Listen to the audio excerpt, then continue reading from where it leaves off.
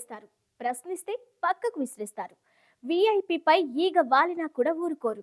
పోలీసులు, పబ్లిక్ జాంతానై. ఎవరైతే మాకేంటి, మా వీఐపీలే మాకు దేవుడు. ఆయన్ను టచ్ చేసే సాహసం కాదు కదా.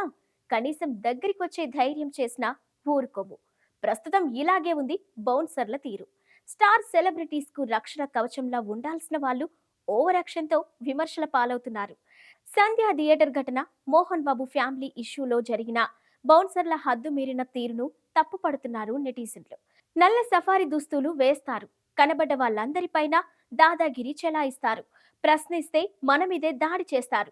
చట్టాలు ఉన్నా అవి మాకు జాంతానాయ్ అంటారు వాళ్ళు. షాపింగ్ మాల్, సినిమాలు, పబ్బులు, ఎవరైనా ప్రముఖ వ్యక్తులు వస్తే చాలు వీళ్ళదే హడావుడి ఉంటుంది. కండబలం చూపిస్తూ ఎవరిపై అయినా దాడికి దిగేందుకు సిద్ధమవుతూ ఉంటారు. వాళ్ళనే బౌన్సర్స్ అంటారు.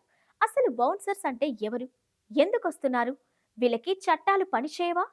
హైదరాబాద్ నగరంలో తరచూ పబ్లు, షాపింగ్ మాల్స్, ప్రముఖుల పర్యటనల సందర్భంగా టిప్ టాప్ గా కనిపిస్తూ బౌన్సర్స్ హడావుడి సృష్టిస్తూ ఉంటారు. అడ్డొచ్చిన వారందరినీ ఈడ్చి పారేయడం, ప్రశ్నిస్తే చితక బాధేయడం, ఇది వ్యక్తిగత భద్రత పేరుతో బౌన్సర్లు చేస్తున్న అరాచకాలు. ఈ నేపథ్యంలో బౌన్సర్లు నియామకం, అసలు బౌన్సర్ల విధులు ఏమున్నాయన్నది ఇప్పుడు పెద్ద ప్రశ్నగా మారింది. ఎందుకంటే సామాన్య ప్రజల పట్ల దురుసుగా ప్రవర్తించడమే కాకుండా అడ్డుకున్న సమయాల్లో బెదిరించి చితకబాదిన సందర్భాలు చాలానే ఉన్నాయి.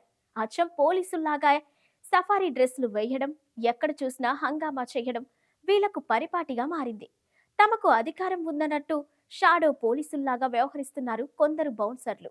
ఇంతకీ ప్రైవేట్ సెక్యూరిటీగా బౌన్సర్లను ఎలా రిక్రూట్ చేసుకుంటారు? బౌన్సర్లు లేదా ప్రైవేట్ బాడీగార్డుల నియామకంలో రూల్స్ ఏమైనా ఉంటాయా? అవి ప్రైవేట్ ఏజెన్సీలు ఫాలో అవుతున్నాయా? ఈ వివాదాలకు చెక్ పెట్టాలంటే ఏం చేయాలి? సంధ్యా థియేటర్ ఘటన, మోహన్ బాబు ఫ్యామిలీ గొడవల ఇష్యూ ఏం నేర్పుతుంది? బౌన్సర్లంటే క్లబ్లు, పబ్లు వంటి ప్రదేశాల్లో ఎంట్రన్స్ దగ్గర నిల్చొని సెక్యూరిటీ అందించే ప్రైవేట్ సిబ్బంది. లోపలికి వెళ్ళకూడని వ్యక్తులని, ఇక ఘర్షణలకు కారణమయ్యే వారిని అడ్డుకొని బయటకు పంపించడానికి ఉపయోగపడే ప్రైవేట్ సెక్యూరిటీ అది. రాజ్యాంగ పరంగా, చట్టబద్ధంగా ఎన్నికైన వారికి ప్రభుత్వమే భద్రత కల్పిస్తూ ఉంటుంది. వారికి కావలసిన సెక్యూరిటీ అంతా ప్రభుత్వమే చూసుకుంటుంది.